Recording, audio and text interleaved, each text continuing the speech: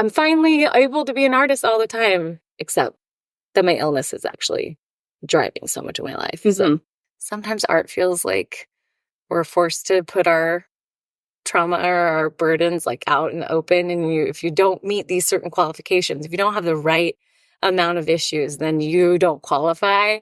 And I think that's why we get stuffy as artists. Yeah. I think it's a self-protective measure. And that's why we put ourselves into the niche where we're good and acknowledged for that. Right. And why should I have to put it all out there for a buck or whatever?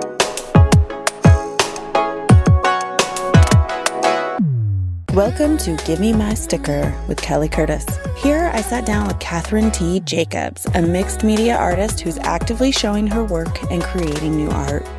We talked about what it's like to be a working professional artist in a rural area, how art is communication and healing, and her artistic response to her MS diagnosis. We even got a little bit controversial in our reflection on avant-garde in a small town, feminism, and white privilege at the grocery store. Dun, dun, dun. Part of the project is to interview someone from each of the five disciplines of art, cool. Which you probably know them more off the top of your head than I do. Visual art is one of them. Visual, yeah. Right? So visual art, I know, is one of them. And I wanted to kind of just talk to you a little bit about your experience as a visual artist, and then also, what that's like rurally.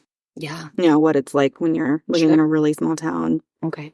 It's not somewhere I ever thought I'd live again as an adult, but life and its circumstances led me back. And yeah, I've been adapting and left a lot of things behind. I lived in Portland, Oregon for 12 years, had laid a lot of groundwork down there and really built a career as an educator and an artist there. I had several art collectives and owned a little gallery with some friends for a long time and taught community college without a master's degree just based on my experience there. And then abruptly had to leave all of that. And so left that network, but also left that kind of system where opportunity existed even and even there is I watched a lot of, I was a darkroom photography teacher, so I watched a lot of darkrooms close, and we started a new one, and that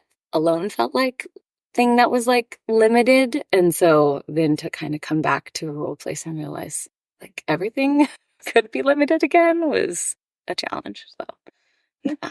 You just answered my next 5 questions. Shit. Okay. But tell me, so there's a lot that I want to explore in more detail in there. Tell me what it means to be a mixed media artist. Yeah. When I went into undergrad, I was an undeclared major. And then I kind of had a good photography teacher. I got really into large format film photography. And so I was okay, cool. That's what I'll do. But I really clung to the film element of it. And so I was always resistant or learning the digital, that always felt difficult. And so in 2008, I did this big trip. I went to all 50 states and took portraits of strangers. And the photographs were definitely the catalyst, but then I wanted to do that as my senior thesis project to show all those portraits. But I felt I couldn't tell the whole story without more information. So I built these 11 by 14 wooden boxes. So the portraits were on the outside, and then you could open the box and it would tell you details from the trip, a funny story or police citation or things that happened along the way. So I think that's where my mixed media journey started, because I've always I felt the photograph didn't fully complete it for me. So there are photographic elements in the work that I do now, but I have felt the urge to have a more somatic work with my body experience in the making. And I think especially COVID and not being able to work with people or photograph, make portraits of people really made me be I need to lean into this other method of making. So to me, I'm not a purist in the medium, I guess. I spent too many years in photography. And I think there was like a lot of like purity culture in photography. So I think maybe I'm actively rebelling against that. But I have a real appreciation for like craft and process. So when I do work with materials, like I'll cast in bronze, or, I want to actually use ceramic rather than paper mache. So maybe that's a purist thing that I'll develop, let go eventually. Yeah. Why do you think you're rebelling against that purist nature? That's an interesting word. I mean, there's like non-conforming, and there's just doing my own thing. Yeah. I think my relationship with the photograph just got too stressful. Like, I think I was a photographer. I taught photography for years, but I do see like a correlation between COVID and also when I was in graduate school. Like, I went into a graduate program that was photography specific. And then while I was in it, I was like only wanting to make sculptures and only wanting to work with the sculpture department. So something happened in me. I think it has a lot to do with my chronic illness diagnosis and like feeling lack of control of my body and like feeling like I should use my body more in the making, I guess. I think that's what I felt like it's all I had in Portland. And then like once I came to the Bay Area, I realized there were so many more communities I could participate in as an artist, I guess. So for me, I think I just had to like leave it behind completely. But it's not like it's still part of my practice and my business. So I don't know. You kind of drew a correlation there between like telling the whole story and then having like a greater community, a bigger community. So not being kind of like narrowed by your art. The biggest, like, I was really trying to make work about trauma and difficult subjects like addiction and chronic illness and disability. And I felt like the photograph couldn't do that. Like, and the feedback I was getting was like, take your camera to the doctor's office with you. And I was like, I can't do that. Like, to me, that wasn't going to help me process anything anymore. I wanted to have a more universal conversation about like the human experience around disability and illness and kind of like the effects of trauma and like how we all experience that in some way or another. And I felt like the photograph is too literal. So I don't feel that way about mixed media. It is interesting. It is. I mean, it's very still, and it's a documentary form. And I see other people, I'm not saying that like if you're a photographer, you can't do that. For me personally, I felt really limited by the photograph in what I was trying to make. Yeah. No, I hear that. I mean, it's a kind of like the original documentary form after writing. Right. And sculpting. Yeah. First. And then, but it's kind of just that's its job. And some people are very able to be very creative with that media. For sure. It's too literal. I get it. I think you're right. I mean, it was sort of like that was the answer that kept being given to me. It was like, well, be more literal about it. And I was like, I want to be surreal around these concepts that are really more heavy and difficult to face. Would you say that being creative gives us a little bit more space to think about something or kind of absorb it or process it? Yeah, I think so. Yeah, for sure. I mean, for me, it's a healing thing to be able to make work about what I'm saying. And I've found it's healing to make work that is less literal because other people can have more of a conversation with the viewer versus like a telling. I'd actually rather you find something that resonates with you than have to have me tell you exactly what it is, Yeah. So art is communication. Then it's always, we should allow people, at least in some spaces, right? Like your space, what you're saying is to connect with it in their own, through their own story. Yeah. That's a new thing for me. But yes, I think that I've had a better experience as an artist showing my artwork publicly when I am able to let go a bit. Yeah. Do you think that because when were you diagnosed? 5 years ago? 7 years. I got my first diagnosis. But I just had my daughter. And then I sought I didn't actually start treatment or fully believe my diagnosis until maybe 6 months after that. So, yeah. Are you okay with sharing? Yeah. What you're Yeah. Oh, yeah. Just give us maybe just a little bit of background. Yeah. I was diagnosed with multiple sclerosis in 2017, 2018. And yeah, I'm on an infusion medication. I have basically, after my daughter was born, I just had this attack. They call them attacks. But I lost sensation, started on my feet, and then all on the left side of my body. And then that has sort of settled into chronic permanent nerve damage in both arms and hands. That's just always there.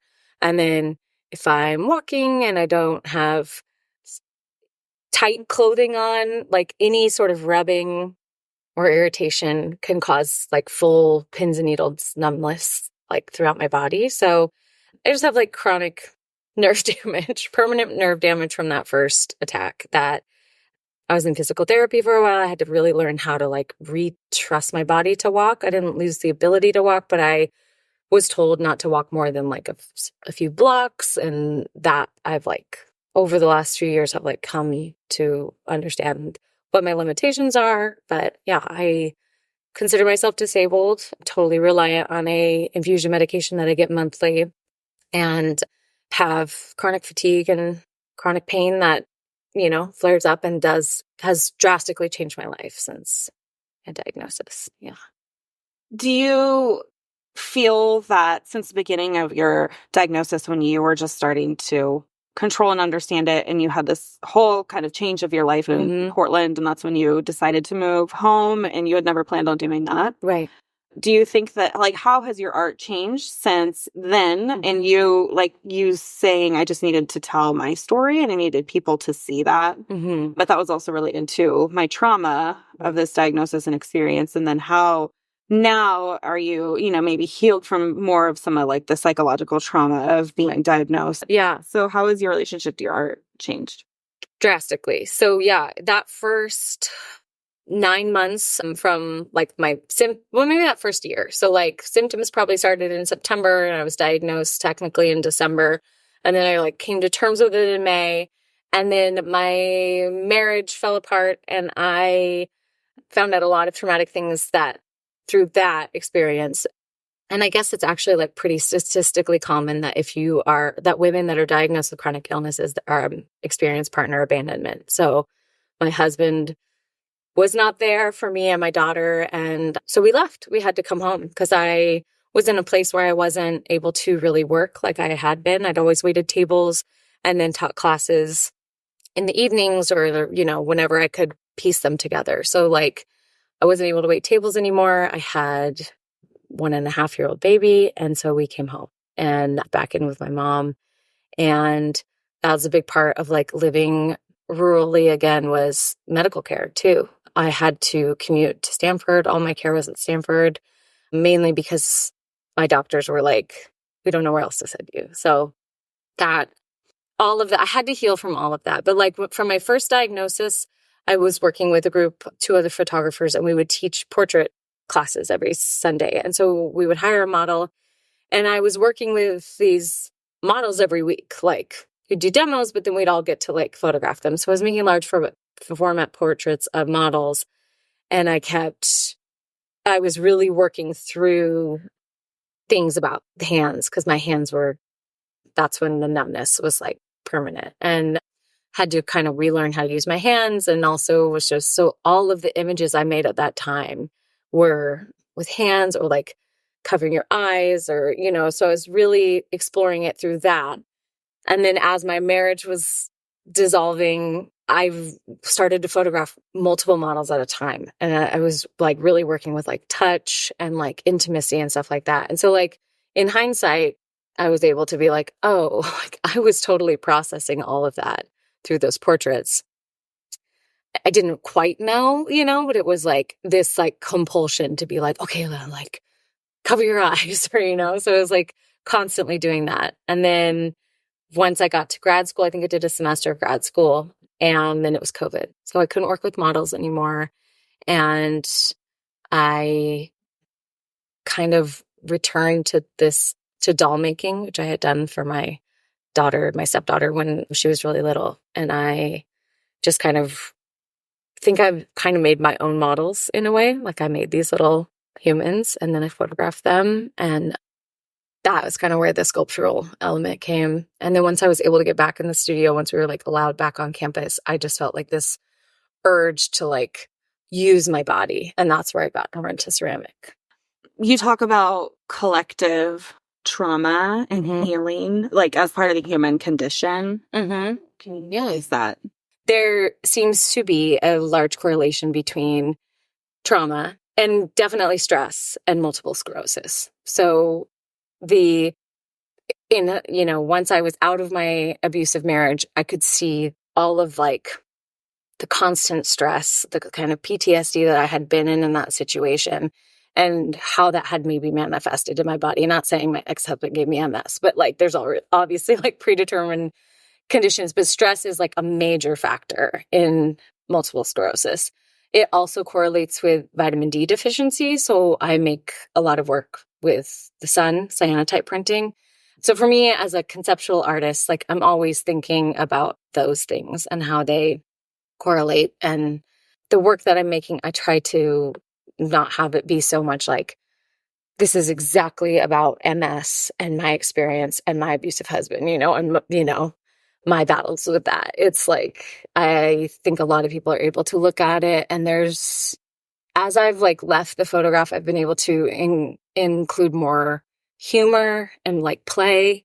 And I think that's really necessary to have that like levity in those experiences. It's like, some of this is funny. Like some of the things that I've gone through, I'm able to be like, oh my gosh, how was I in that situation? So with the mixed media, I found a way to have that freedom of not having to be so stuffy, I guess. I don't know. Yeah. What kind of feedback have you gotten from other people whose your work has resonated with, that speaks to that collective trauma? Like, is stress contagious? I read somewhere that stress is contagious. Probably. And they mostly see it come up with heart disease. So they see families who have this kind of string of heart disease, but none of it was really like genetic. It was kind of stress based, and kind of cause heart conditions in some people and generations. And so what kind of feedback have you gotten where you have people come up to you and say like, wow, that really, like, I didn't have your personal experience, but I get it. Right. I think in the research I've done is about stress and trauma and stuff, women tend to hold it in. And that's sometimes how it manifests in these other ways, where stress is with the heart tends to be a little bit more male, but that's just me gendering it slightly. But so I mostly feel, I don't know, like women maybe resonate with the work a little bit, but that's not necessarily fully true. The main sculpture that I've been showcasing, but also the dolls that I've been sharing, they were recently at a show in Palo Alto, and I got to talk to a lot of other artists, but a few of the people at one of the openings, I got introduced to two women, and they were like, can you just like tell us what we're looking at? Because I feel, and so only every once in a while do I get to actually be like, okay, well, this is really what it's about. And then when I do that, I'm like, well, it's a self-portrait, and it's about this, and it's about this, and about that, so it's like, I can tell that they don't need to know all that just because everything is about so many things. But then a lot of people tell me that they're just like, really appreciate me being vulnerable. And that's, the best way I think you can say it, because it's like, sometimes art feels like we're forced to put our trauma or our burdens like out in the open, and if you don't meet these certain qualifications, if you don't have the right amount of issues, then you don't qualify. And I think that's why we get stuffy as artists. Yeah, I think it's a self-protective measure, and that's why we put ourselves into the niche where we're good and acknowledged for that. Right. And why should I have to put it all out there for a buck or whatever? But I can't not. Like, I'm kind of an oversharer in that way. So, and that's a reason. Right. For a back. I don't know. Right. I mean, I think that just kind of brings it around to being a professional artist in a rural area. Yeah. So tell me about that experience. It's hard to not have community facilities, I think, is like my main issue. I am lucky I have transportation. I have a secure living situation. I'm a single parent, but I have unapologetically taken my daughter everywhere with me. And so for those reasons, I've continued to have access, but mainly through education. Like, did you need to go to San Jose so that you could work? And I know there's, as being a student, there's like you have to work, you have a deadline. Mm-hmm. You're working towards that eventual goal of a degree. But to just even go to a place where there was that much kind of support for art. Because I'm a single mom, I had limitations in how much time I could spend there. So I really pieced it together and would put clay in molds here and then drive it down for a day and then try and do everything in a day, get things loaded in the kiln, and then come back the next Monday and then try and do it again. So like the luxury, like I think that for me, just like I've had to adapt, and having transportation and the means to do that made that a possibility. But if you don't have those ways, then there's not a lot of resources out here that are accessible in any way. But I'm 37 now, and I've been a working artist since I graduated at like 22, always having like another job. So this 2 years is the first time that I haven't had like another supplemental income, but largely in part is that like I have to live with family because of my disability. So it's like this weird catch-22 where I'm like, I'm finally able to be an artist all the time, except that my illness is actually driving so much of my life. Mm-hmm. So part of that. I am going to take a class at Folsom Lake College because I want like all of my like all of my communities are either in the Pacific Northwest or in the Bay Area. So I feel like I'm taking a sculpture class just so I can meet more people. So that's something I'd recommend. Like, community college is a really great resource. I think that's the hardest thing about where we live is like even the community college is an hour away. And that's really hard for young people. And also just any of us that like, I'm very much like, I'm always going to want to learn a new skill. So not having that like at my fingertips. I think there's obviously beautiful perks about why we live here. And I have like this conviction that it shouldn't matter where we live as artists. Like, I also like have never, you tell people you're an artist, like, oh, when are you going to move to New York? It's like, oh, well, we have so much space and so much like, we might not have like resource accessibility to like resources or facilities, but like we have room to breathe, like I can't imagine like trying to do all this in a 1-bedroom studio or something. Like, it would be different. It would be really different. It would be different. Yeah. Hard. I mean, obviously just in New York, this would be your whole house. Right. Your whole house would be a fraction. Which can be done, this side. But it's tough. I mean, being in ceramics would be tough. Right. Would be tough. For a photographer, maybe not so tough. Right. But I think I don't know, some art just requires space. Yeah. And some people just do too. Some artists just do. Yeah. I was like visiting artist I just like took a class, but he was visiting artist at a Blue Line Arts in Roseville. And I think he was from Philadelphia. And he was making really small paper drawings and was teaching us how to do little tiles. And we were talking about like, how do you go bigger? Do you want to go bigger? You should go bigger. And he's like, that is such like a California, it's like a West Coast state of mind. And it's like, oh yeah. Cause I think I do really value like the elbow room of not even being in a city, You can do a lot here with a lot less. Tell me about your show at Yorba. Yeah. Playthings. It's a series of dolls. So it's my introduction into sculptural work, really. And that started making those in 2020. And to 2021. Yeah, James Aarons, who curates Yorba, just kind of saw them. Him and I we've known each other. We've been kind of friends. He's a Moke Hill person, so that's where I grew up. And yeah, he asked if I'd want to show them. Yorba's one of those places that is like kind of pushing the envelope as far as like, it's not, so like that's something we didn't talk about as a challenge of rural arts is like, it's hard to show like avant-garde or like I was going to ask what kind of feedback you're getting. Yeah. I personally have only gotten great feedback. Yeah. They threw a beautiful opening. I had people that have felt really moved by the work. That was my like first exploration in sculpture, but also like all of those dolls are very deeply personal, but they are neutral to the viewer, I think.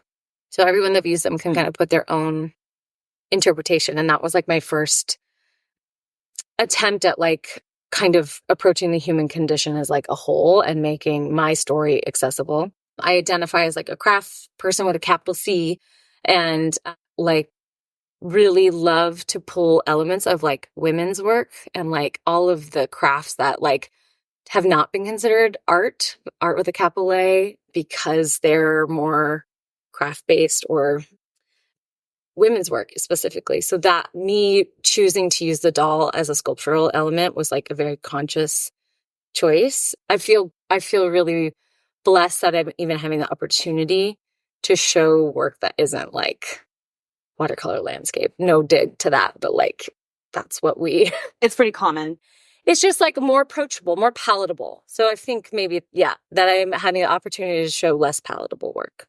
It speaks to a more like broader universal condition where everyone can look at a sunset and say, oh, that's beautiful. Right. Not everyone, has had that medical experience or, where, but also there's that element of avant-garde, like you say, where it's something that's not as frequently seen, common. Right. And so what is the hesitation to that for early?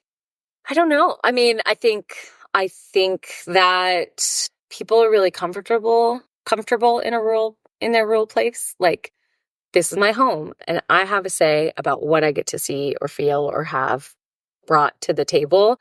And people feel that way about the grocery store or the winery or the bar, like the school. So I think that's one thing I've noticed being back living in a rural place is people feel there's a little bit more entitlement to every place because it's smaller, I think. And not saying that that's just one type of person. I think we all feel that like this, hey, I live here and like everything is also just what we have, Mm-hmm. So we were all really kind of protective over it. And I think that's the limit sometimes is like, there's not as much room for risk taking as there is in a city because too many people feel like they have ownership over this small place. I don't know. Never really unpacked that. So well, they kind of do though. I mean, it's easy to walk it, you are seen, you are known. A lot of people are well known in this community and it's very easy for them to say like, this is what I would like to see or not like to see. And, that has happened here before where people have been asked to take down, Amador Arts, I think, was asked to take down their display at the senior center a couple of years ago. And so there are people who do have say, even over places that are not. Oh, yeah. Theirs. And I think that in a city, it's easier to just kind of, you can fly it under. There's enough community for avant-garde also. And there's more places to go. So like, there isn't more than one there. Right. Yeah. But here, there isn't really more than one senior center. So somebody can feel entitled to that place more than they would if they had more options. So I think the lack of options does create that sort of entitled. Yeah. Is that part of your rebellion? Is that part of your avant-garde is sort of rebelling against that? One kind of usual way of expressing and coping and feeling. I think for sure as like a sunset, like a watercolor sunset. Yeah. I also just wouldn't be good at that. Like, that's like, I'm just like not saying that I would be good at that and not saying that there's not a place of value for that. But like, that is a safer option. And so I think I feel really grateful that Yorba is like one of the few places that is willing to say, we like this and we're going to do this. A lot of your work has themes of feminism. Mm-hmm. Yeah. I'm one. Yeah. Yeah. I mean, I'm a woman. Do you have to hide here? I don't feel like I do. Yeah. Really, honestly. I mean, I'm a white woman, so that isn't. You don't really have I mean, like, just my existence isn't a declaration of my politics necessarily. So, like, I go to the grocery store and I don't necessarily have to announce that I'm a feminist, but right. like, I mean, I'm a single mom with a daughter, so I have an agenda, obviously, for that. And then, but I don't fly a flag or anything either because I'm a woman and I need to be safe. So I don't get in fights with men publicly or people in general. So I've always kind of felt that way. Like I had this like privilege of just blending in and hiding when I needed to. Yeah. It's easy because I'm white, straight, middle class. Yeah. So it's easy for me to decide not to fly the flag. I think things are really different here. Like in college, I was in an open lesbian relationship. Mm-hmm. So, or not in college, in high school. So like in high school, I was openly gay, and I've talked to teens now growing up, going through high school in the last like 5 years. So like young adults or teens. And it's just like, it's not the same. And I don't know if it's political. Like I wasn't really discriminated against. I was like, so, I mean, part of that is the white privilege, I'm sure, but it's just like, seems like there's been a sea change in where even like the youth are struggling to be able to just exist or experiment or do whatever. So it's like, I've only really been in straight presenting relationships most of my adult life now. So it's like, that's not something I'm always having to counteract, but I'm in a mixed race relationship and we face adversity there, and he's not always comfortable here, and that sucks. That makes me wonder if I could be here long term. Yeah. It was like beautiful and lots of space to create, but like once you leave your own spot, it gets harder to express yourself or be who you are. Right. I want it to be home so bad, and for me it can be like I can adapt to the things, but when I bring other people here that it's maybe not so easy off the bat, or like they don't have the same way to blend in, that's when I start to feel like there's something amiss.